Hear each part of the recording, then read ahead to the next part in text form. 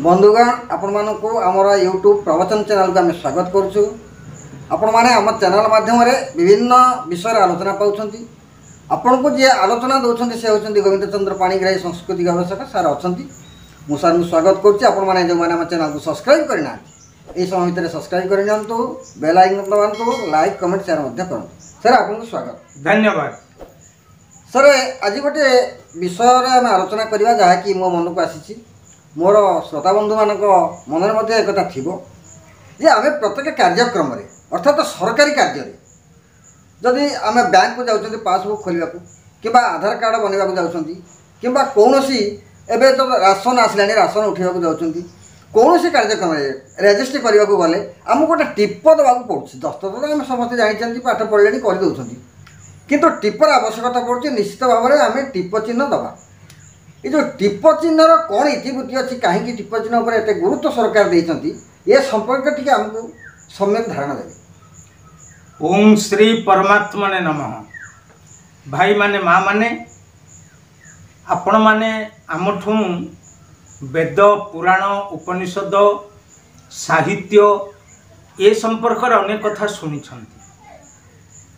आज आपण मान सम्मुख को रव्य गोटे नुआ कथा आणिक पहुँचे जे आम जितेबाला जेकोसी सरकारी कार्यक्रम जोग दौछूँ बैंक रे हो तहसिल हो बा अन्य कौन कार्यक्रम एपरिक विद्यालय मानक आवश्यक पड़े आपण सेठी पहुँचला पर प्रथम से माने आधार कार्ड मागुछन्ति। आजिकल जो डिजिटल सिस्टम अनुसार आपण दे सारा पर भी गोटे मेसीन देखते ये टिप दियो राशन आने आप पंचायत ऑफिस गले भी एवं टिप दि आरंभ है।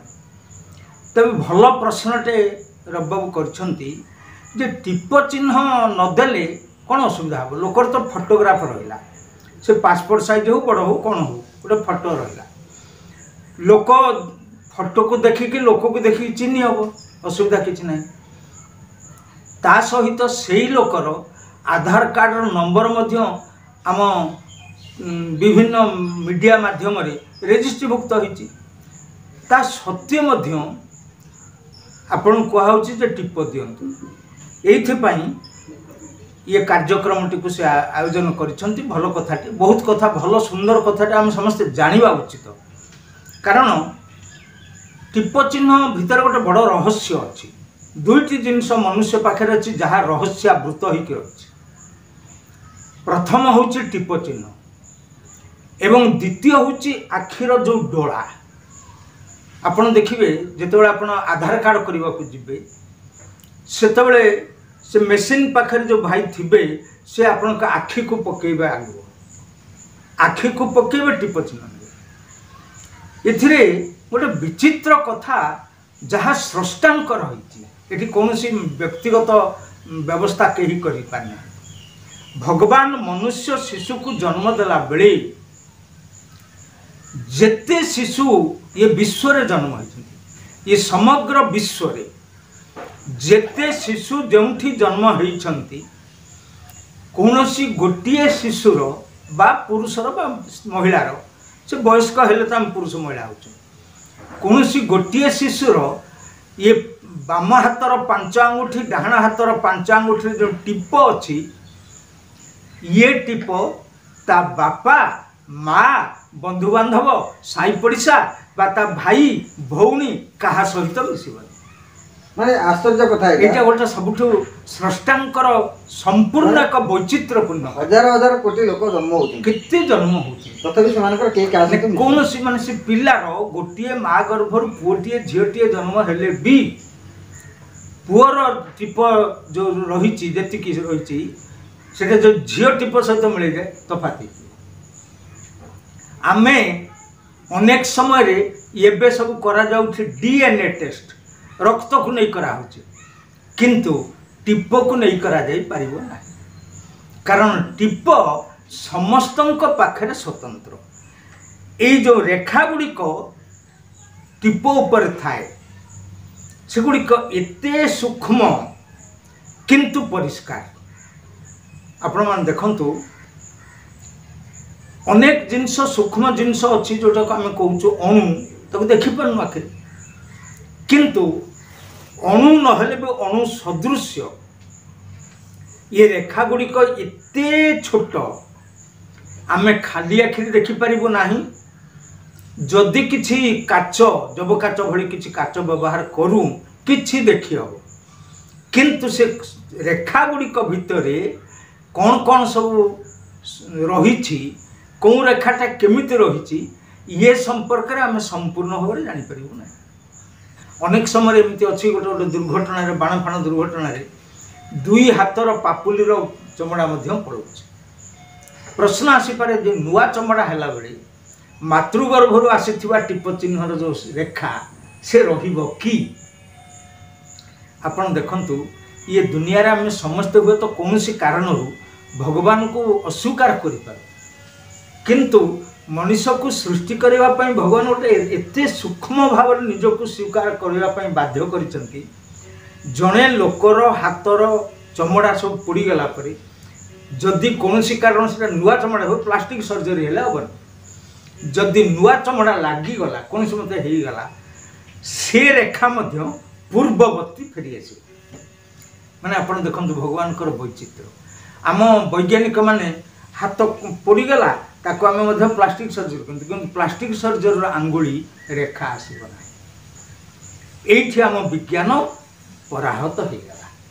से जगार जेते लोक अच्छी समस्त रेखा जदि कौन सी लोकर गोटे आंगुलीर कौन अंश नष्ट हो गला कटिगला कौन है ता उपरे चमड़ाटे बांधिला मात्रे ही रेखा तैयारी कथाटा प्रथम किए जानिला यहाँ भी गोटे समस्या। प्रथम ये कथार उद्भावन भारत रे ही भारतीय माने प्रथम जानी।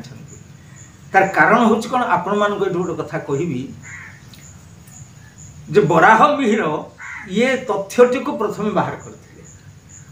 तांकर जो सिद्धांत सूर्य सिद्धांत लिखिले सेतबेले से देखिले जे गोटे लोकर हाथ पापुली आम हस्तरेखा विज्ञान कथा पढ़ी ज्योतिष बंधु माने से माने हाथ देखिकी विभिन्न कथा कही पारुछंती रेखा या अच्छी से अच्छी कही पारुछंती। तेबे हस्तरेखा विज्ञान ये विज्ञानर प्रथम प्रयोगकारी होउछंती बराहमिहिर।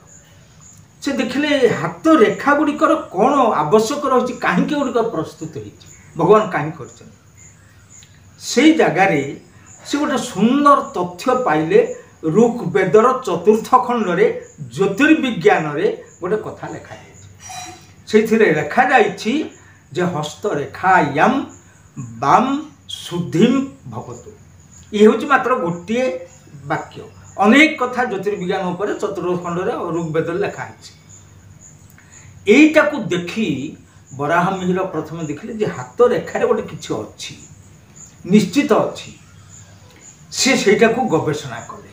ये गवेषणा करने फल से जानिबा को पाइले जे हस्तरेखा जनकर हस्तरेखार आमे देखुचु जनक हाथ रेखार मझिरे मध्य बड़ बड़ गार तीनटा पड़ी। ये तीनटा जाक गार कौटे टिके काम है एपट सेपट पूरा लंबा होकर पड़ी।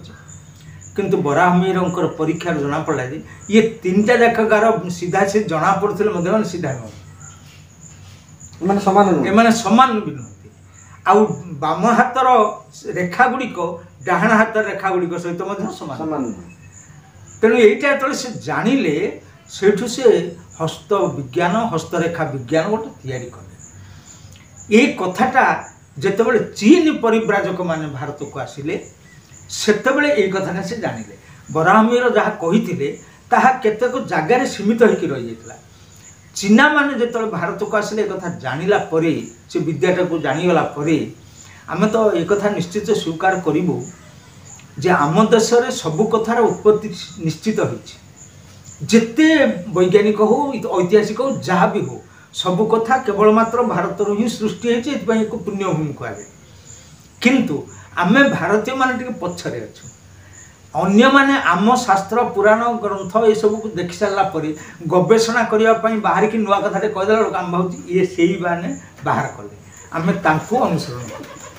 चीना माने से कथा जानी सारा ସେମାନେ ପ୍ରୟୋଗ କଲେ। ଦେଖିବା ଭାରତୀୟ ଲୋକମାନଙ୍କର ହସ୍ତରେଖା ଆମ ଚୀନାମାନଙ୍କ ହସ୍ତରେଖା ସହିତ ମିଳୁଛି, ମିଶୁଛି କି ନା? ମିଶିଲା ନାହିଁ। ଯେତେବେଳେ ନ ମିଶିଲା ସେ ଆମେରିକୀୟମାନଙ୍କର ହସ୍ତରେଖା ଦେଖିଲେ, ଇଂଲଣ୍ଡୀୟମାନଙ୍କର ହସ୍ତରେଖା ଦେଖିଲେ, ଆଫ୍ରିକୀୟମାନଙ୍କର ହସ୍ତରେଖା, ତାକୁ ସବୁ ବିଭିନ୍ନ ଭାବରେ ଦେଖି ସାରିଲା ପରେ ସେ ଦେଖିଲେ ଯେ ଏଇଟା ପ୍ରକୃତିରେ ଏଇ ବିଜ୍ଞାନଟା ବଢ଼ିଆ ବିଜ୍ଞାନ ତିଆରି ହେଲା ଭାରତରେ, ବିକାଶ ଲାଭ କଲା ଚୀନରେ।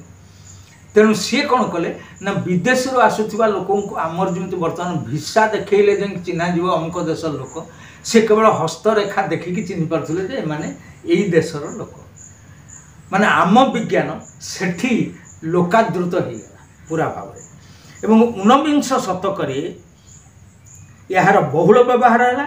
ଏବଂ ୟା ପରେ ଗୋଟେ ମଜା କଥା ହେଉଛି ଯେତେବେଳେ ସ୍କଟଲାଣ୍ଡରେ ଗୋଟେ ୟାର୍ଡ଼ ତିଆରି ହେଲା, ସ୍କଟଲାଣ୍ଡ ଯେତେବେଳେ ବିକ୍ଷୋଭ ଆରମ୍ଭ ହେଲା ସେତେବେଳେ ଗୋଟେ ୟାର୍ଡ଼ ତିଆରି ହେଲା। ୟାର୍ଡ଼ ମାନେ ବିଦ୍ରୋହୀମାନଙ୍କୁ ଆମେ ଦମନ କରିବୁ, ବାହାର ଦେଶର ଲୋକଙ୍କୁ ଆମେ ଏଠି ଭିତରେ ପୁରେଇବୁନି। ଏଇଟା 1900 ମସିହାରେ ହେଲା।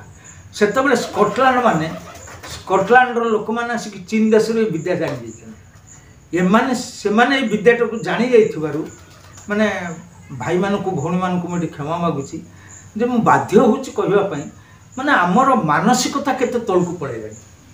ଏବେ ବି ଆପଣମାନେ କହନ୍ତୁ, ଏବେ କ'ଣ ଆମେ ୟାକୁ ଅନୁଧ୍ୟାନ କଲୁଣି କି? କରିନାହୁଁ। କେତେଜଣ ଭାଇ ଜ୍ୟୋତିଷ ଭାଇ ତାକୁ ଟିକେ କ'ଣ କାମ ଦେଖେଇକିରି କିଛି ତାଙ୍କର ପେଟ ପାଟଣା କରନ୍ତୁ ବା ଯାହା ଲୋକମାନଙ୍କର ଉପକାର କରନ୍ତୁ, କରୁଛନ୍ତି। କିନ୍ତୁ ଆମେ ବିଜ୍ଞାନଟାକୁ ଗବେଷଣା କରୁନୁ। ବିଦେଶୀ ଲୋକମାନେ 1900 ମସିହାରେ ଯେତେବେଳେ ଆମେ ପରାଧୀନ ଥିଲୁ, 1900 ମସିହାରେ ସ୍କଟଲାଣ୍ଡ ଲୋକମାନେ ସେମାନେ ଟିପ ଚିହ୍ନର 1024ଟା ଭାଗ କରିଦେଇଥିଲେ। ମାନେ 1024 ପ୍ରକାର ଟିପ ଚିହ୍ନ, ସେ ଯେତିକି ପରୀକ୍ଷା କଲେ ଆଉ କ'ଣ, ଯାହା ପରୀକ୍ଷା କଲେ ସେ ଅନୁସାରେ ଲେଖିଲେ। 1024 ଟିପ ଚିହ୍ନର ଭାଗ ଅଛି ବୋଲି ସେ ପ୍ରକାଶ କଲା ପରେ ଆମ ଦେଶର ବୈଜ୍ଞାନିକ ମାନେ ଯେଉଁମାନେ ସେତେବେଳେ ବିଜ୍ଞାନ ଗବେଷଣା କରୁଥିଲେ ସେମାନେ ଚାହିଁଲେ ଯେ ଏଇଟା କେମିତି ଜାଣିଲେ। ତାପରେ ଚିନ୍ତା କରିବା ବେଳକୁ ଯେତେବେଳେ ଚୀନାମାନଙ୍କ ସହିତ ଆମର ସମ୍ପର୍କ ଆସିଲା, ଜଣାପଡ଼ିଲା ଯେ ଏଇଟା ବରାହମିହିରଙ୍କର ସୃଷ୍ଟି। ଏବଂ ଧୀରେ ଧୀରେ ସେଇଟା ଆମ ଦେଶକୁ ଚାଲି ଆସିଲା। ଏବଂ ଭାରତରେ ପ୍ରଥମେ ୟାର ପ୍ରୟୋଗ ସେତେବେଳେ ଇଂଲଣ୍ଡିଆନ ମାନେ ଜାଣିନଥିଲେ। ଯେତେବେଳେ ସ୍କଟଲାଣ୍ଡରେ କଥାଟା ହେଲା, ଇଂଲଣ୍ଡ ତାକୁ ଶିଖିଲା। ଶିଖି ସାରିଲା ପରେ ଭାରତରେ ପ୍ରକୃତରେ ଇଏ ଦୋଷୀ କି ନୁହେଁ, ଆମେ ଯେମିତି ବର୍ତ୍ତମାନ କହୁଛୁ ଯେ ସେ ଦୋଷୀ କି ନୁହେଁ ଜାଣିବା ପାଇଁ ଯେ ଲାଇଟ୍ ଟ୍ରାଞ୍ଜିଷ୍ଟର ବ୍ୟବହାର କରୁ, ତାର ମିଛ କହିବ କି ନାହିଁ କ'ଣ କରେ, ଲାଇଟ୍ ଟ୍ରାଏଲ୍ କରାହେଉଛି। ସେତେବେଳେ ଆମେ ତାକୁ ଦେଖୁଛନ୍ତି ତାର ମନ ଭିତରେ ସେ ସତ କହୁଛି ନା ମିଛ କହୁଛି, ମାନସିକତାକୁ ପରୀକ୍ଷା କରାଯାଏ। କିନ୍ତୁ ସେତେବେଳେ ଇଂଲଣ୍ଡିଆନ ମାନେ, ବ୍ରିଟିଶ ସରକାର ଏଇ ହସ୍ତରେଖାକୁ ଦେଖେଇ ସେ ଜାଣିପାରୁଥିଲେ ଏ ଲୋକଟା ପ୍ରକୃତରେ ଅପରାଧ କରିଛି କି ନାହିଁ। ଜ୍ୟୋତିର୍ବିଜ୍ଞାନ ପ୍ରୟୋଗ କରି ଚାଲିଥିଲେ। ତେଣୁ ଏ କ୍ଷେତ୍ରରେ ଆପଣ ଦେଖନ୍ତୁ ଯେ ଧୀରେ ଧୀରେ କେବଳ ଚୀନ ନୁହେଁ, ସ୍କଟଲାଣ୍ଡ ନୁହେଁ କି ଭାରତ ନୁହେଁ, ବର୍ତ୍ତମାନ ପୃଥିବୀରେ ସବୁ ଦେଶରେ ଇଏ ଟିପ ଚିହ୍ନର ଗୁରୁତ୍ୱ ସମ୍ପୂର୍ଣ୍ଣ ଭାବରେ ଆସିଛି। କାରଣ ଜଣେ ଟିପ ଚିହ୍ନ ଦେଲା ପରେ ଆମେ ଜାଣିପାରୁଛୁ, ଆପଣମାନେ ନିକଟ ଅତୀତରେ ପଢ଼ିଥିବେ ଯେ କେତେଜଣ ତଟରକ୍ଷୀ ବାହିନୀ ମଧ୍ୟ ବିଦେଶୀ ନାଗରିକମାନଙ୍କୁ ଯେ ସେମାନେ ସ୍ୱଦେଶୀ ବେଶରେ ଆମ ଦେଶର ପୋଷାକ ପିନ୍ଧି, ଆମ ଦେଶର କଥା ଶିଖି, ଆମ ଦେଶର କାୟଦା କୌଶଳ ଶିଖି ସେମାନେ ଚେନ୍ନାଇ ଉପକୂଳକୁ ଆସିଥିଲେ ଆକ୍ରମଣ କରିବା ପାଇଁ। ଏମାନେ ଯେତେବେଳେ ତାଙ୍କୁ ଧରି ପକାଇଲେ, ସେ ଦେଖିଦେଲା ବେଳକୁ ହାତ ରେଖାଟାକୁ ଦେଖିଲା ପରେ ତାଙ୍କୁ ସେମାନେ ପଢ଼େଇ ଦିଆଯାଇଛି। ତାଙ୍କୁ ପଢ଼େଇ ଦିଆଯାଇଛି ଯେ ଅପରାଧୀମାନେ କିଏ, ତାଙ୍କର ହସ୍ତରେଖା କେମିତି ଭାବରେ ତୁମେ ଜାଣିପାରିବ। ଆମ ତଟରକ୍ଷୀ ବାହିନୀ ମାନେ ମଧ୍ୟ କଥା ଜାଣିଲେଣି, ଏ ବର୍ତ୍ତମାନ ଜାଣିଲେଣି। ତେବେ ସେହି କ୍ଷେତ୍ରରେ ଆପଣ ଦେଖନ୍ତୁ ବର୍ତ୍ତମାନ ଟିପ ଚିହ୍ନର ଏବେ ଯାହା ଗୁରୁତ୍ୱପୂର୍ଣ୍ଣ କଥା ରହିଛି, ତାର ସ୍ରଷ୍ଟା ଭଗବାନ ନିଜେ ଏବଂ ଉଦ୍ଗାତା ଯେ ପ୍ରଥମେ ତାକୁ ଉଦ୍ଭାବନ କଲେ ବରାହମିହିର, ପ୍ରସାର ବର୍ତ୍ତମାନ ପୃଥିବୀ ସାରା। ତେଣୁ ଏ ଟିପ ଚିହ୍ନ ବହୁତ ଗୁରୁତ୍ୱପୂର୍ଣ୍ଣ। ଆଉ ଏହା ନିଶ୍ଚିତ ଯେ ପୃଥିବୀରେ କୌଣସି ଜଣେ ପିଲା ଜନ୍ମ ହେଇନାହିଁ ଯାହାର ଟିପ ଚିହ୍ନ ସହିତ, ପାପୁଲିର ରେଖା ସହିତ ଅନ୍ୟ ଜଣଙ୍କର ସମ୍ପୂର୍ଣ୍ଣ ସମାନ ହେଇଯିବ, ଏକଥା ହେଇନାହିଁ। ନିଶ୍ଚୟ ଆପଣମାନଙ୍କ ଭିତରେ ଗୋଟେ ଆନନ୍ଦ ଆସିଯାଇଥିବ ଯେ ଭାରତରେ ଏମିତି ଶାସ୍ତ୍ର ତିଆରି ହେଇଥିଲା। ତ ତେବେ ଯାହା ହଉ, ଭାରତ ମାତାକୁ ମୁଁ ପ୍ରଣାମ କରୁଛି, ଶାସ୍ତ୍ରବେତ୍ତା ବରାହମିହିରଙ୍କୁ ପ୍ରଣାମ କରୁଛି, ଆପଣମାନଙ୍କୁ ଧନ୍ୟବାଦ ଦେଉଛି। ଆପଣମାନେ ଶୁଣନ୍ତୁ ଏବଂ ଗ୍ରହଣ କରନ୍ତୁ। ଶୁଣିଲେ ଆପଣମାନେ ଟିପ ଚିହ୍ନର ଇତିବୃତ୍ତି, କେମିତି ଟିପ ଚିହ୍ନ ଆରମ୍ଭ ହେଲା ଏବଂ କେଉଁଠୁ ହେଲା ସାର୍ ତ କହିଲେ ଆପଣମାନେ ଜାଣିଲେ ଇଏ ଭାରତରୁ ସୃଷ୍ଟି ଆହାର ବରାହ ମିହିରକୁ ସୃଷ୍ଟି କଲେ। ତେବେ ଭାରତରୁ ସୃଷ୍ଟି ହୋଇଥିବା ଇଏ ବିଦ୍ୟା ଇଏ ସାରା ପୃଥିବୀରେ ବର୍ତ୍ତମାନ ପ୍ରସାର ଲାଭ କରିଛି ବହୁଳ ଭାବରେ ଏବଂ ଶ୍ରେଷ୍ଠ ମାନ୍ୟତା ପାଇଛି।